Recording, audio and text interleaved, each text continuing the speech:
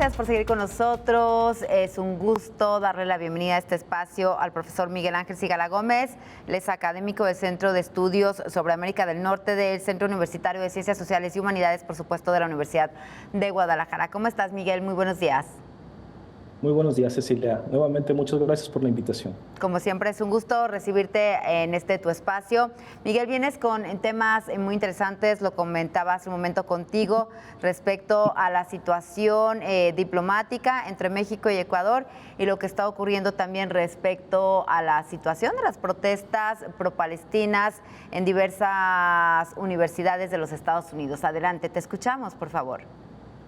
Sí, así es, gracias, Cecilia. Bueno, me gustaría comentar los dos temas y voy a comenzar con el tema de las protestas en las universidades estadounidenses en contra de la guerra en Palestina, en contra de la guerra que está librando Israel contra Palestina a consecuencia de los ataques terroristas de Hamas del 7 de octubre pasado. Creo que se está viviendo un momento muy tenso y un momento también importante en los Estados Unidos respecto a la guerra. ¿Por qué? Porque, bueno, a través de los estudiantes que suelen ser una fuerza social de cambio, o al menos para alzar la voz muy importante a nivel mundial, pues en Estados Unidos tampoco es de excepción. Muchos incluso han estado tratando o creen que estas protestas pueden empezar a tener paralelismos con otras guerras, ¿no?, que ha habido en el pasado, como la guerra de Irak, o incluso algunos se han atrevido a mencionar que puede ser una revisión de las protestas antiguerra y pro-paz o pacifistas como las que se dieron en la guerra de Vietnam. Hasta el momento, el número de universidades que se van sumando a las protestas pues sigue creciendo. Hace unos cuantos días eran 50, yo pienso que en los próximos días pueden alcanzar 100 universidades. Algunos manejan, algunos medios, que 1,000 personas han sido arrestadas, otras 1,800. En realidad, no solamente la comunidad estudiantil está protestando en contra del gobierno de Netanyahu, sino otras personas, sectores de la sociedad civil se han sumado. Por supuesto, también ha habido algunos, negritos en el arroz, ¿no?, de a lo mejor agitadores que, que, que solo buscan crear caos, pero bueno, lo importante es que la sociedad civil en Estados Unidos, como en otros conflictos a nivel mundial importantes, se está manifestando y eso es una buena señal por un lado. Pero yo quisiera también comentar, Cecilia, que también las protestas en Estados Unidos se han tornado muy álgidas y muy tensas porque no hay un centro político. Y yo me atrevería a decir que hasta no hay sensatez y que no cunde la racionalidad porque se están polarizando demasiado. En las protestas, por ejemplo, está presente el antisemitismo, pero también está presente el poco margen de maniobra que han tenido algunos directivos universitarios para condenar abiertamente la invasión o la agresión de Israel contra ciudades como Rafah o la misma invasión en Gaza. Entonces, aspectos que podrían parecer ya sobrepasados o superados, como es condenar cualquier tipo de discriminación y racismo, condenar cualquier tipo de antisemitismo, condenar a los gobiernos agresores como lo es el de Netanyahu, pues resulta que es motivo de polémica en Estados Unidos y no está tan claro, y no están tan claras sobre todo las consecuencias de condenar situaciones que parecen ser pues completamente condenables a todas luces, ¿no? La misma profesora de Harvard, expresidenta de Harvard, terminó renunciando porque no pudo condenar el antisemitismo como muchos esperaban, ¿no? Esto es un punto importante para las relaciones de Israel con sus aliados occidentales.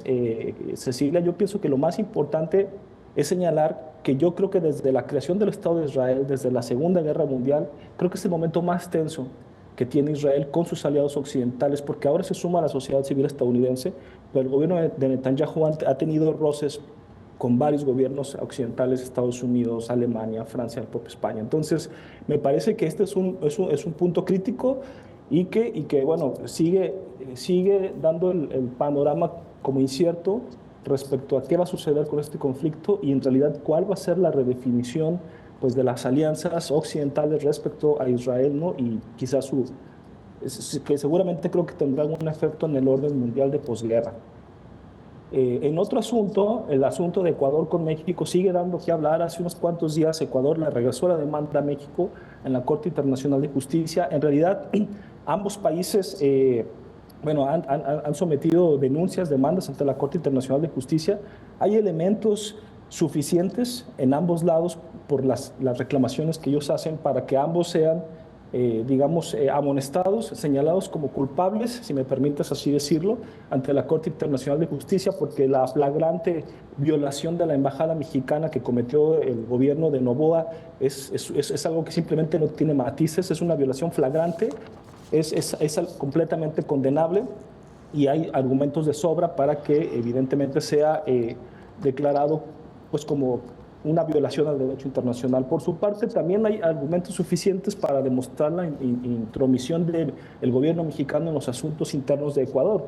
Entonces, y más porque se trata de una persona, Jorge Glass, que en realidad ya estaba sujeto a procesos judiciales, que ya había sido incluso sentenciado por corrupción en Ecuador y que aún así el gobierno de López Obrador tomó la decisión de otorgarle el asilo político. Yo pienso que al final de cuentas, la Corte Internacional de Justicia, como ha acogido estos casos como independientes, como separados, va a declarar que ambas naciones han violado el derecho internacional. Creo que la vergüenza internacional va a recaer en ambos gobiernos. Claro que me parece que la falta ecuatoriana es más grave, pero también en el derecho internacional, Cecilia, pues lo desafortunado o afortunado, así es que no hay un gobierno mundial, no hay un tercero que haga que las partes acaten las decisiones de entes supranacionales o como en este caso es de la Corte Internacional de Justicia. No hay manera de que sus decisiones sean realmente vinculantes, aunque en teoría los estados que son parte de la Corte deben acatar las resoluciones y la jurisprudencia de la Corte, pero en el derecho internacional nadie obliga a los estados en realidad a obedecer a los organismos internacionales o entes supranacionales. Aquí también, sobre el lado mexicano, me parece que es muy delicado cómo el gobierno de López Obrador hizo un abuso, o puede interpretarse como un abuso de la figura del asilo político. Evidentemente es una figura, pues, por su propia denominación, que es política, es politizada, pero que al final de cuentas el espíritu del asilo político es brindarle apoyo humanitario o apoyo, garantizar los derechos humanos de alguna persona que sea perseguida políticamente en su país, ¿no? Independientemente de que haya figuras que hayan recibido el asilo político que tal vez no lo merecían, la figura del asilo político, como está en el derecho internacional, está basada en la buena fe de los estados que lo otorgan, en que van a otorgarlo a gente que de verdad lo necesita. Y en el caso de Jorge Glass, pues en realidad es bastante cuestionable, ¿no? Yo pienso que no va a trascender, no va a pasar nada en el sentido de que no habrá un cambio en el derecho internacional producto de estos dos momentos. ¿Por qué? Porque aunque son muy graves las violaciones a las sedes diplomáticas, suelen ocurrir con relativa frecuencia en las relaciones internacionales. Hace unos cuantos semanas Israel mató a, si no recuerdo, 3 diplomáticos iraníes en un consulado en Libia, en Líbano, o en Siria, no recuerdo, discúlpeme, Siria o Líbano.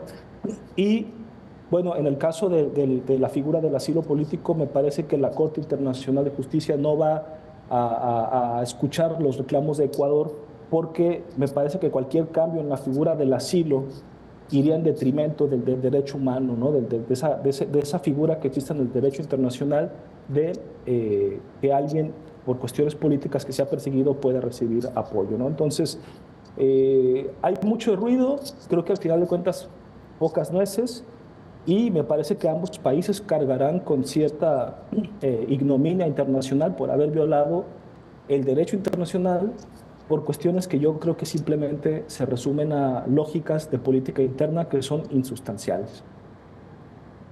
Miguel, México rompió relaciones diplomáticas con Ecuador por estos hechos. ¿Qué significa eso y cuáles son las consecuencias?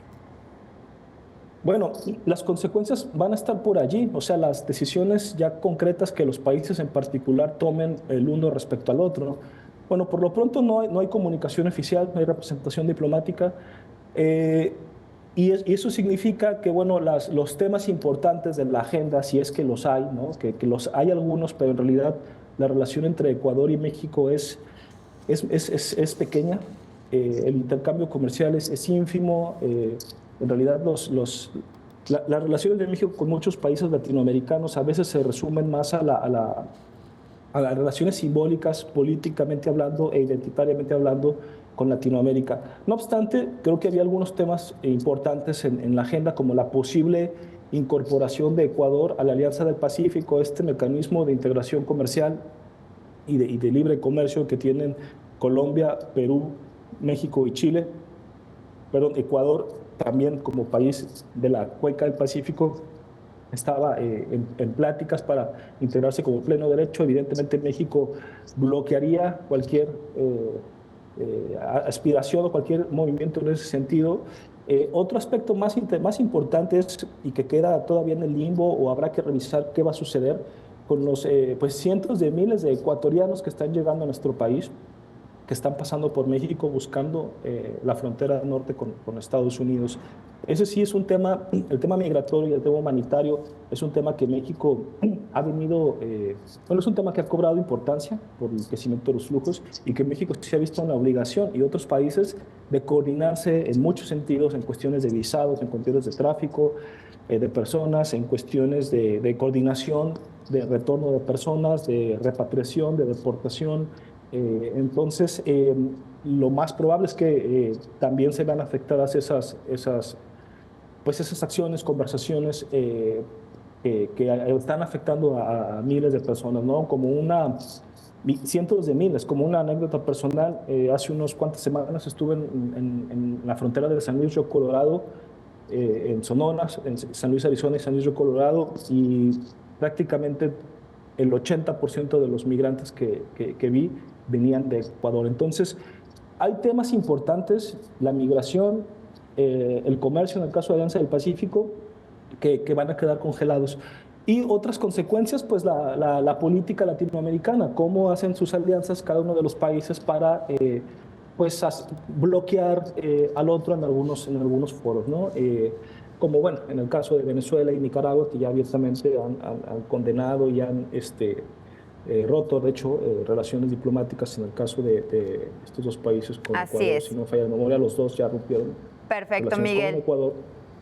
Perfecto, como siempre agradecemos pues bueno la oportunidad de dialogar contigo y te esperamos próximamente. Muchísimas gracias, muy interesante la conversación. Muchas gracias. Muchas gracias a ti, Cecilia. Muchas gracias a Miguel Ángel Sigala Gómez, profesor investigador de la Universidad de Guadalajara, del Centro de Estudios de América del Norte del Centro Universitario de Ciencias Sociales y Humanidades.